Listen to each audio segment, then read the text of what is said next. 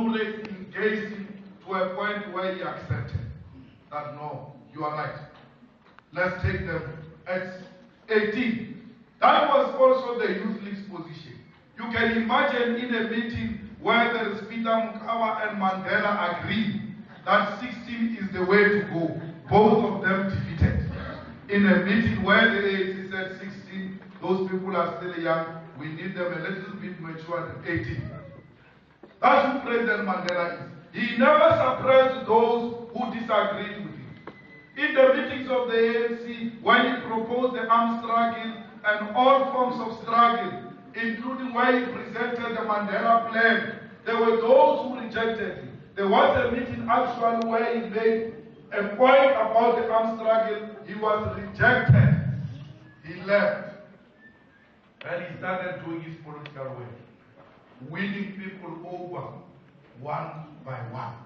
Because he knew that open debate in the ANC will strengthen the African National Congress. He has never used other methods to suppress those who disagree with him. What is Madiba's legacy in government? Madiba was a corrupt free man who has never lined up his family to benefit from the tenders of the state. You must know that these concepts of RDPs and this massive infrastructural development started with the adoption of the RDP policy. President Mandela could have made a lot of money.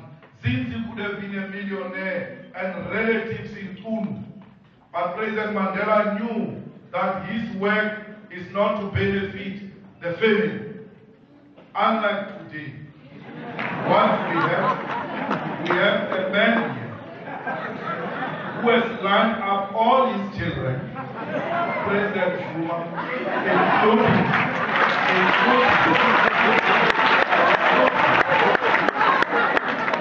including the grandchildren, are on the line of corruption.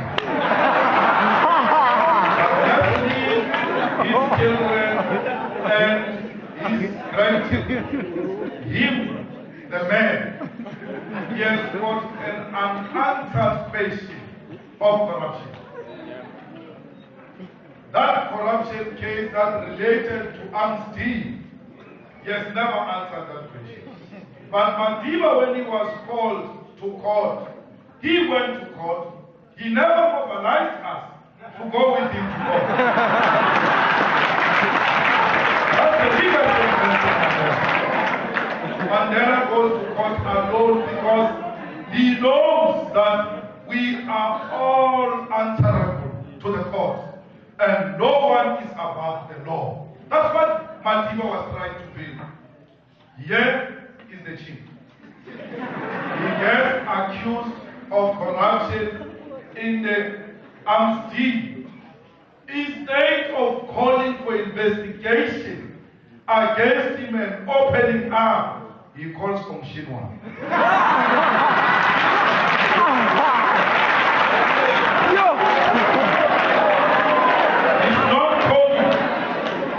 He's not calling for an open investigation. By the way, we were there, and we'll explain later on why. And he calls from Shinwa, he's not calling for investigation. Maybe Madiba belongs to a different generation. Maybe we can't compare the two. We must judge the man on the basis of his current generation. Let's look in his generation. Malema, not him. His wife is accused of corruption. Malema calls the press conference the following day. He doesn't call from Shinwa. He calls for public protector to investigate him and his wife to see if there was corruption.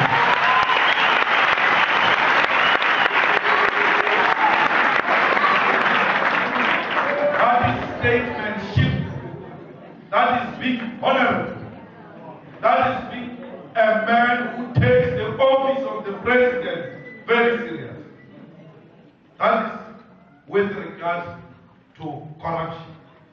Madiba, a man who actually comes from a royal family. But when he assumed the position of presidency, knew that the unity of the country is more important than the promotion of his culture. Little did we know about Madiba's culture. We knew that Madiba actually was supposed to be a chief. He had all the rights to practice all the cultural practices of his tribe. But he knew that he's no longer a chief or induna. He's a president of all cultures and not of his tribe. When you agree to be a president, you must know that you are living your life. You are going to live a life of a president. It's not only with being president of the state, the president of the youth league. If we're to say this chap here who likes going to clubs, it's a youth culture. Other people are talking about culture. Let's talk about our culture. Our culture, amongst others, includes going to clubs and dancing on top of tables to show that you are free. And these hip hop new styles, they require that you must be visible so that people can see that you are showing.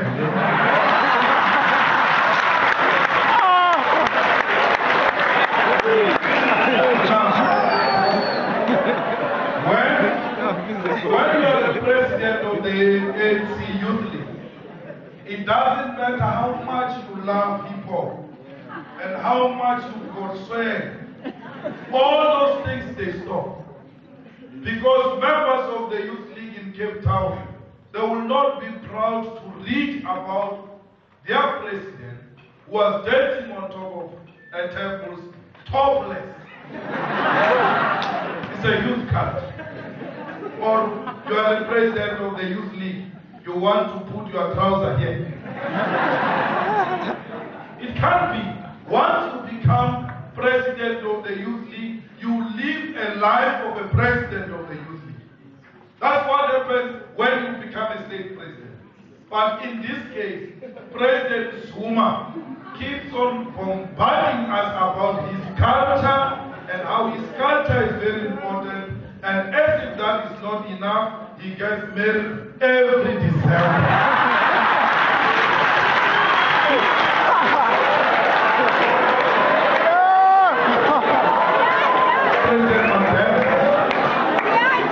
President Mandela will never come.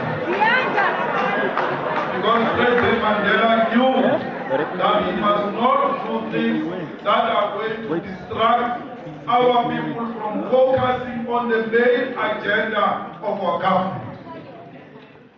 When we were traveling, we were supposed to go to London today. We canceled because we don't have money to pay for our tickets. Now, when we travel in the world as leaders of the Youth League, in the past, and as leaders of COSAS, some of us led the youth movement when we were very young. So leadership for us is not a fashionable thing.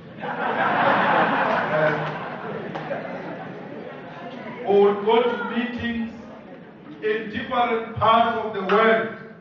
When we arrive, we know that we are going to be asked one question. You are from South Africa? Yes. Where is Mandela? That's the question they used to ask us. Today, you go out of the country, you land in a particular country. Where are you from? South Africa. How many wives do you have?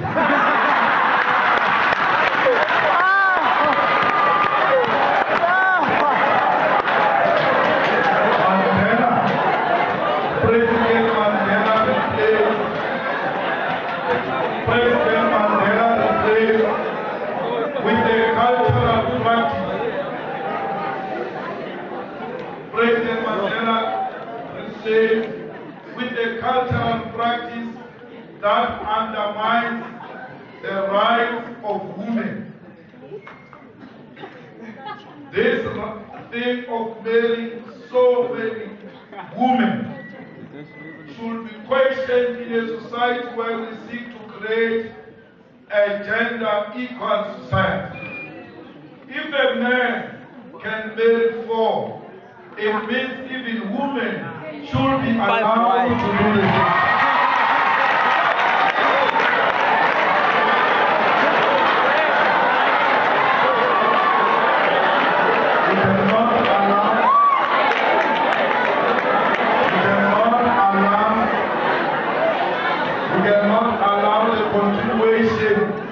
Of a cultural practice which undermines the rights of women.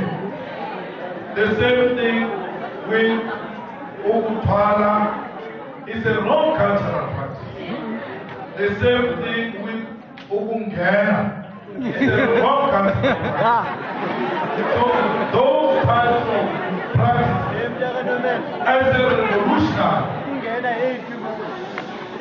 as a revolutionary who's fighting for equal rights, you cannot continue to perpetuate cultural practices which are undermining the rights of any group in society. We are not personal, we are political. He must come and politic with us. We are saying to him, this practice is wrong, it undermines women, it should not be encouraged. And as a revolutionary, you must lead by example. Now, that is something else. Madiba, when he left Mama Winnie, he went to marry a dignified woman, Gracia Machel, a respected woman with dignity. Now, here at home, after Madiba, we've got a situation here where Madiba's policy on HIV and AIDS is undermined. Under President Mandela, we're talking legacy of Madiba, comparing it with the current affairs. Now, under President Mandela, we were very ashamed to carry condoms. Actually, people were not proud that they must be seen with a condom. President Mandela made condom fashionable.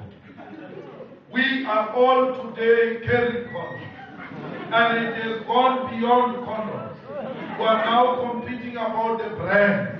Which one do you have?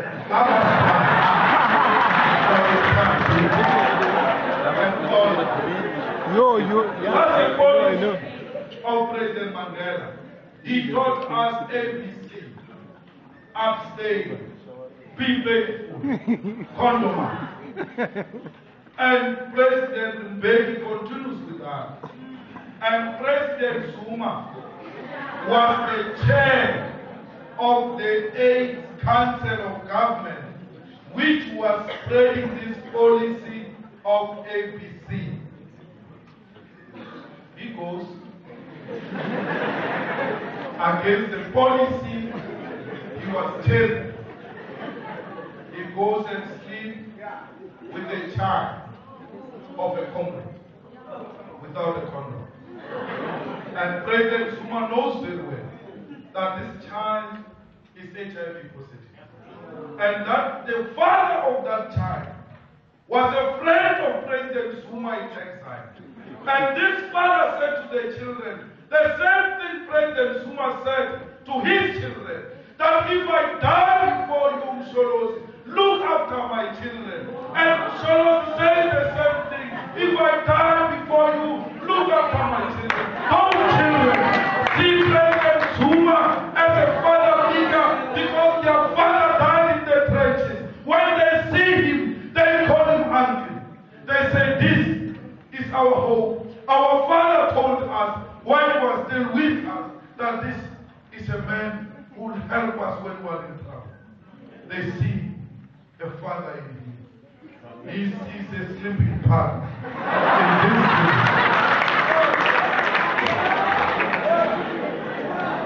He does that. He's accused of rape. We're there. We go to court, we fight. and all manner of things. We fight about events of people that happened behind closed doors. We don't even have evidence. But we have taken time. We are continuing chanting slogans and all that. President Zuma wins that case, and then he comes out, he says, I'm sorry. We are Africans.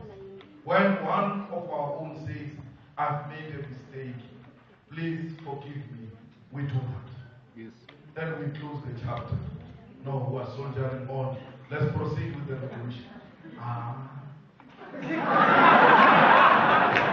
It goes again. A child of Ivan Koza, his friend.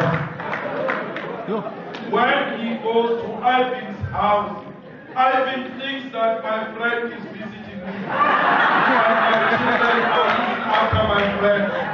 These are your children, my friend. He doesn't see children. He sees potential.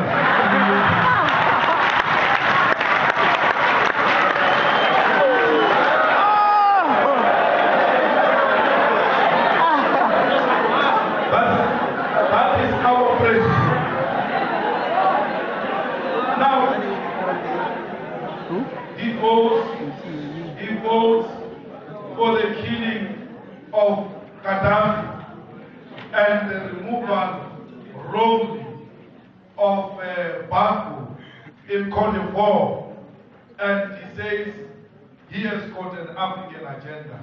Under President Mbeki, when the Americans wanted to attack Iraq, even if we were a minority voice, we opposed the attack of Iraq based on a principle that we should resolve issues peacefully, not through violence. That's who we are, the children of Nelson Mandela. Now, the ANC says, the ANC of Nelson Mandela, the three of you have damaged the image of the ANC. You are not good for the ANC. Julius, Makata, Floyd. And as a result, you must go. Why are we being charged and dismissed? Because we said Botswana is a threat to Africa. Because we said African agenda has declined. These are the people who are not good for the ANC. Listen to me. Not good for the ANC. Now here, there's a leader of the ANC who's involved in corrupt activities. His name is not yet.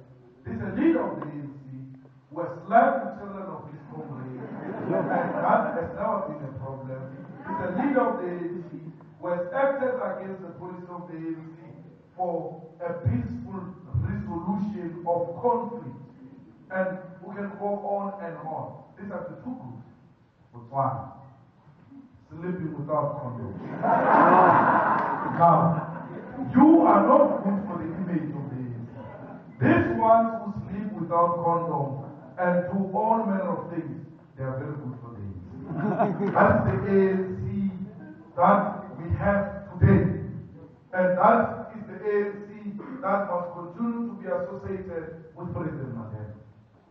The ANC of leaders who have made permanently wrong decisions.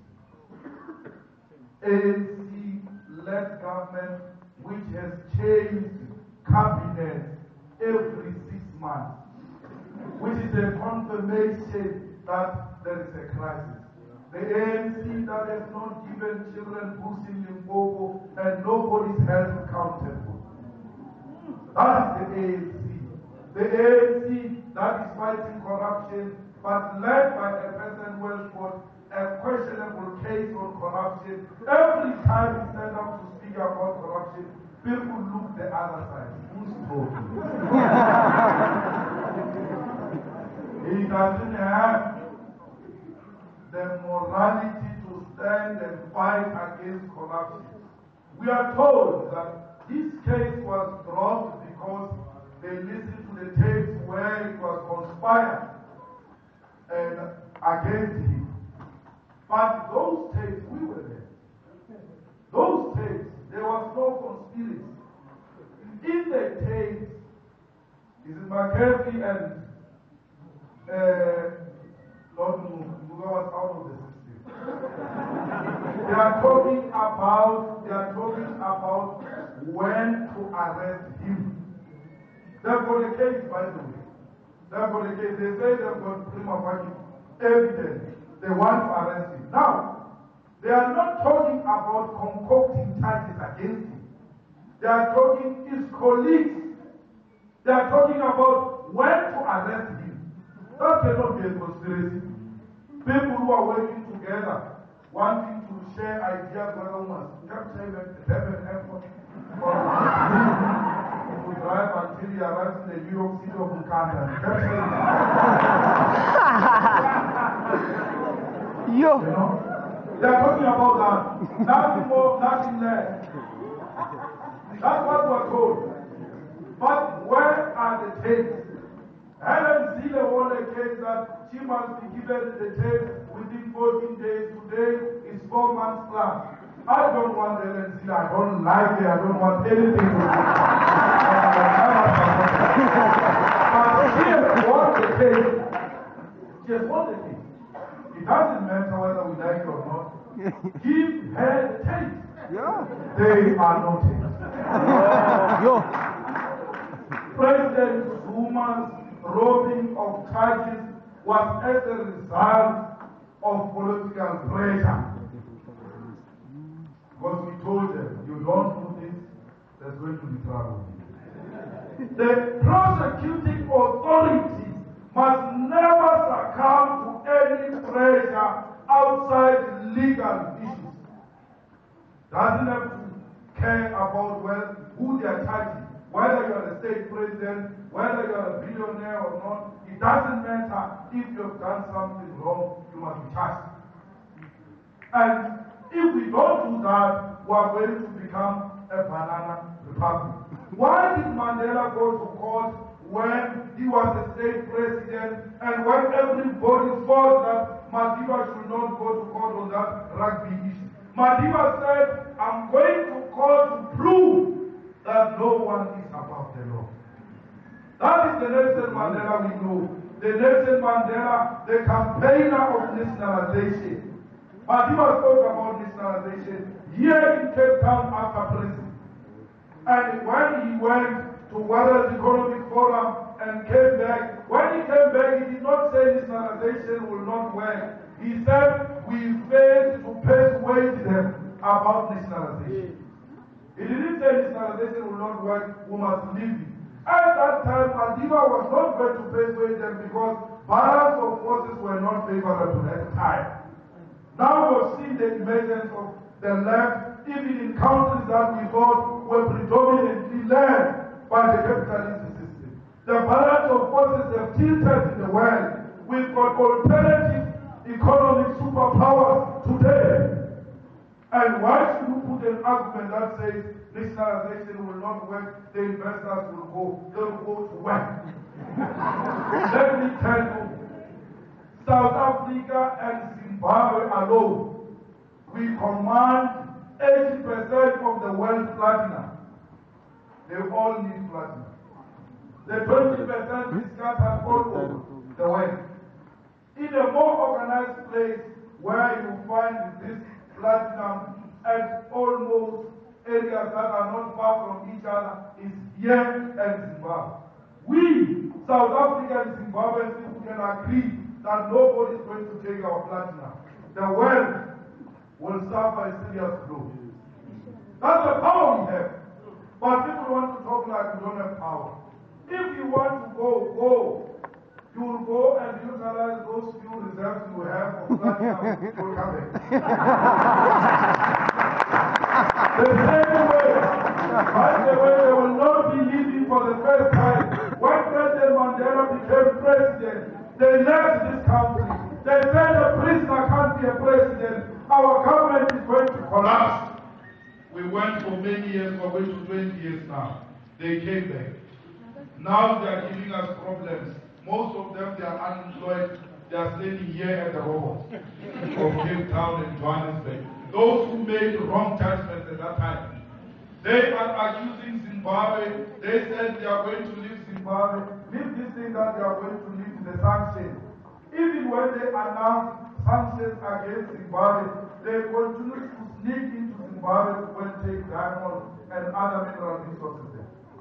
Today, before the uplifting of sanctions, let's go to SAA, a flight that goes to Zimbabwe. 99% of those who are in those places are white, who go and do business there, and in the evening, in the morning, they want to complain. Mugabe is Mugabe, but they went to eat Mugabe's food. Because they know they want tobacco. The best tobacco in Southern Africa, you find it in Zim. They want it.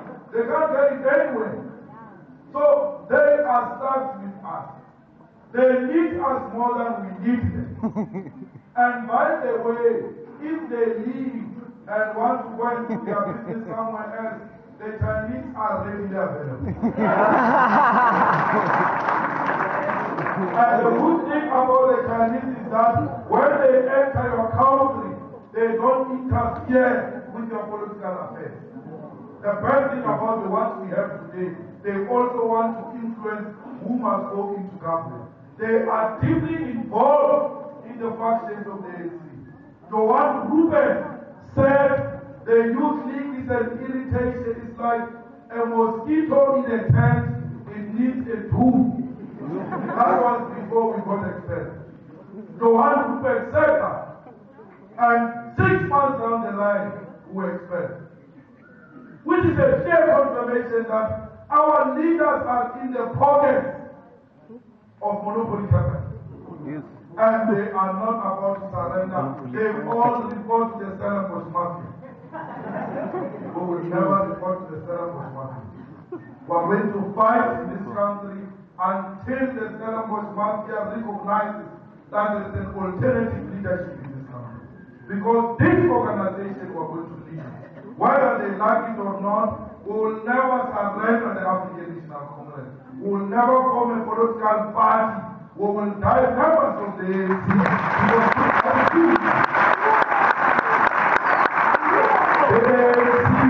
The ANC has never failed us. We were failed by individuals. The ANC policy says on discipline. Discipline must never be used to settle political scores. So you can't be angry with the ANC. The ANC has protected you. But the faction led by President Zuma and Makati took advantage of being in office and manipulated processes to exclude those they don't agree with. I am 31 years old. President Zuma is 70. I've got 40 years to go.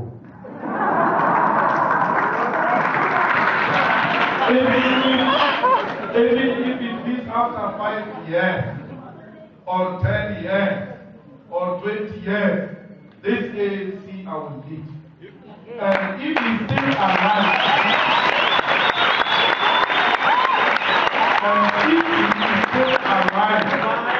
after being elected in the conference of the ANC, we will ask to be given a mandate to go and report to him in Ghana.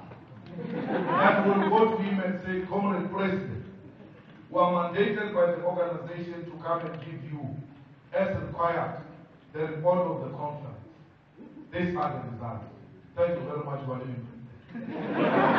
Because that's how the ANC works. You can't wish away the future.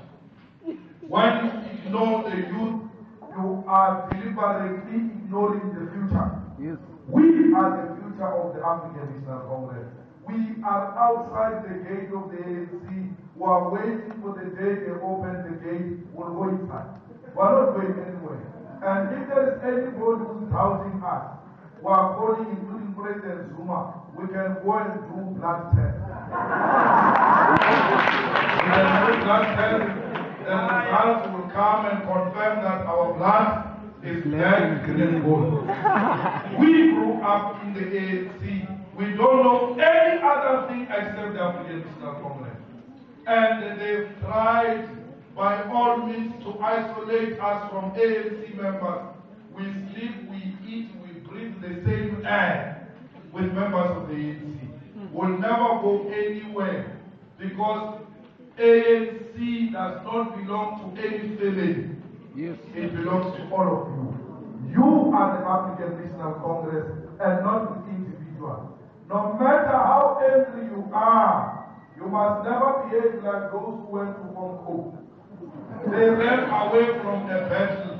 We are here, we are fighting it from inside, outside. We do not care. We are guaranteed of victory. Others will fall in the process. Cowards is to be expected. We are soldiering on. As you fall, as you sell your conscience and your soul, you are free to do that. Others in the youth league have started bargaining for their future so that they can be secured.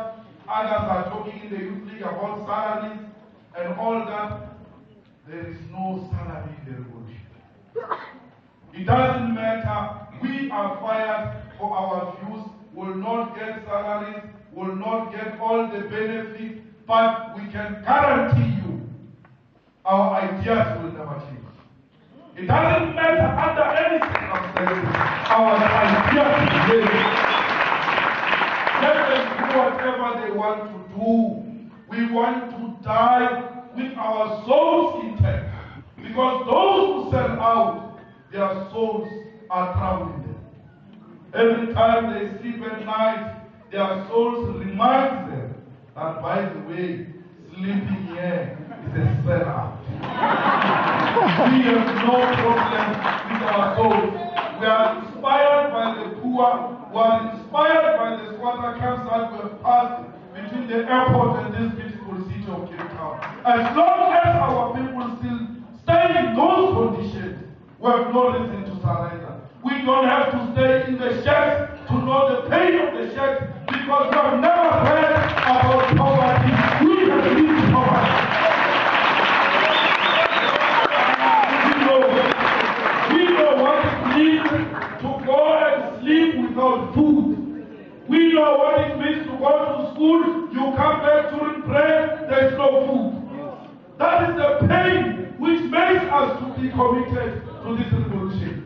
We know that being children of domestic workers, our mothers will be beaten by their bosses. They will never report that abuse. Some of them are being raped. They never report about that abuse for the same reason of providing to their families. Every day, all of us, when we're growing up, will go and stand at the corner looking at the bus stop so that when your mother comes out of the bus, you look at her hand. If she has got a plastic, you know you are guaranteed today of a meal because she came back with enough food. That's who we are. And it is those reasons that make us to be committed to this revolution. We are not about to sell out. They can call us any names, they can harass us, they can isolate us. But one day, the truth will prevail. We represent the truth. We don't represent the faction. I've told President Zuma many times that we are not supporting you as an